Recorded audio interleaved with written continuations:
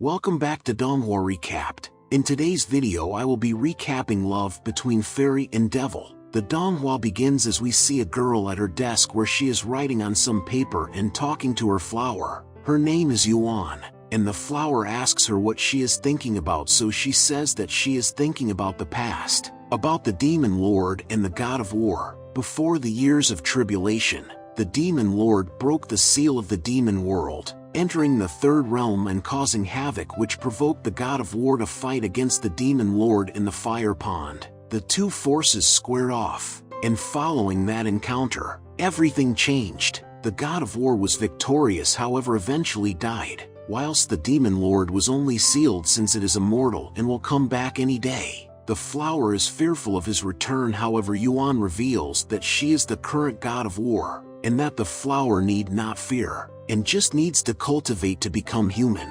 As commanded, the flower became a human called Lan. However, she is inside of a cage and being taken somewhere as a result of her breaking the heavenly rules after becoming human. They come across the underworld and sense that the spiritual energy inside of it is very intense, and in the underworld there are demons shouting. However, they quickly halt their noise as the sealed demon lord breaks out of his tomb and tells them to shut up. He says that his belly hurts after being sealed for so long, and then enters the many different heavens that are above him, causing havoc and chaos. A battle commences between him and the Keeper of the Heavens. They both summon their respective powers, engaging in an epic battle which catches the attention of the bonded girl who is beneath it. He suddenly drops out of the sky and comes face to face with her, causing her to freak out as the Keeper of the Heavens gives chase to the demon lord, and hastily he bites into the girl's neck. The demon lord tells her to wake up, to which she eventually does.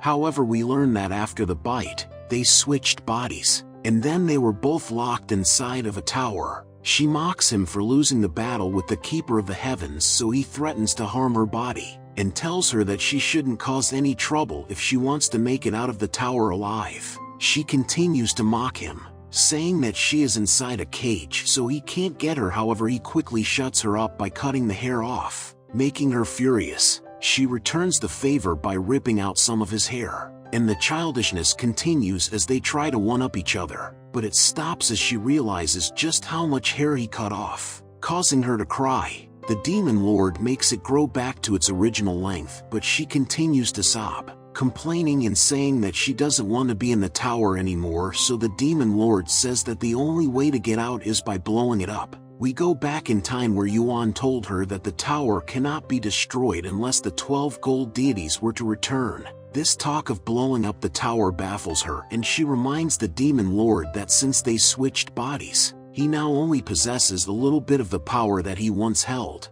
and things like moving mountains or changing the course of time is impossible for him now. She says that she is the top floral fairy, and that whilst he is inside of her body, there is no way for them to escape the tower. Following the body swap, the demon lord pretended to be the fairy and told the Keeper of the Heavens about what happened, resulting in him attempting to destroy the demon lord with the power of the sun. However, the fairy manages to break his seal, which makes him question who she really is. He continues to pretend to be a cute fairy, but after a while he starts to become sick at the idea of acting like that. And then he explains that the soul of the demon lord is still alive, so they should keep the body alive too, since it'd be easier to seal him if they're in possession of the body, suggesting that they lock the body inside of the tower. The Keeper of the Heavens says that it makes sense and allows it to happen.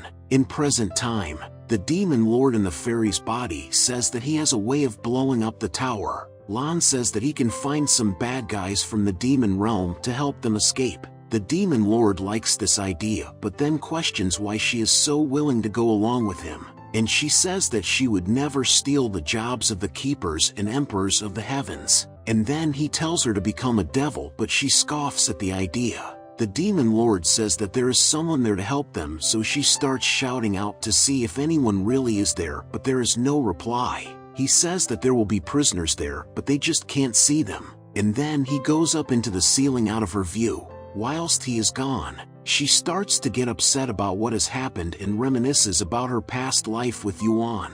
This is stopped as the demon lord returns with a guy with a flame mark on his forehead. symbolizing that he is a deity. The deity inappropriately touches the fairy's body, which causes her to scream out at him, and he mocks the demon lord's body, saying that it is jealous. They get down to business where he says that they must destroy the pearl of the tower in order to escape. He says that at night, the shadow of the pearl will reflect off of the floor in the tower, opening up an opportunity for the prisoner to destroy it and allowing them to escape. He tells the demon lord that his power isn't mighty enough to even cause a dent in the tower. The light bursts through the middle of the tower and strikes the ground, and he uses 10% of his power to create a small hole in the ground. The demon lord takes over from there, baffling the fairy as he summons demon power inside of the tower. The black fire enters through the hole, which also shocks the other prisoner. He explains the logistics of the escape plan whilst sending the black fire up through the tower,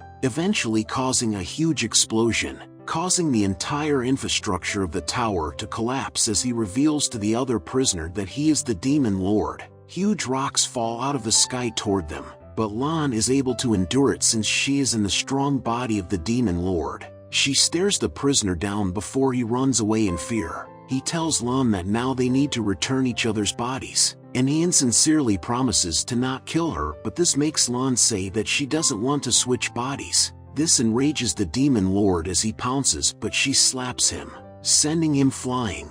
Lan is apologetic and scared that he might have been seriously hurt, and tries to help him recover, but he is unresponsive. This is followed by a haunting voice from the heavens demanding to know who tore down the tower. She recognizes that the voice belongs to Lord Wuxiu, and starts calling out to him. They recognize that the voice belongs to the demon lord, but instead of getting any closer, they retreat. He reveals that he is fearful of the demon lord's power, but Lan is determined as she runs towards him, and they mistake her for the demon. This causes Lord Wuxiu to summon a sky monster which shoots a blast of energy, creating a massive hole in the ground. Lan's body has been cooked from the heat of the blast, and the strikes continue to happen, but she can't bear her body taking any more damage, so she picks it up and flies away. The people in the heavens notice that they must have escaped into the human realm, but instead of trying to stop him, they pretend that nothing ever happened. They land in the human realm and the black fire starts speaking, which startles her, and the fire understands the demon lord's spirit is not in his own body. However, the body that the fairy is inside of still cannot be hurt. The fire says that the demon lord is dead. However, he isn't eternally dead and is just in the underworld. Lan says that she wishes to go to the underworld to meet him again, and the fire agrees that she has the mentality of a demon. They walk through a forest which is close to the underworld, but it is supposed to be a city, and it is only until she utilizes the power of the demon lord that she is able to envision the city and the people within it. It is neither the underworld nor the human realm, and time is always still. To enter the underworld, she must shed some of the demon lord's blood. However, what will happen to Lan in the underworld is a mystery. Despite the fear of her likely demise, she edges closer to the building and sheds the blood, entering the underworld as a result. But that's where this video ends. I hope you enjoyed the video, and I'll see you next time.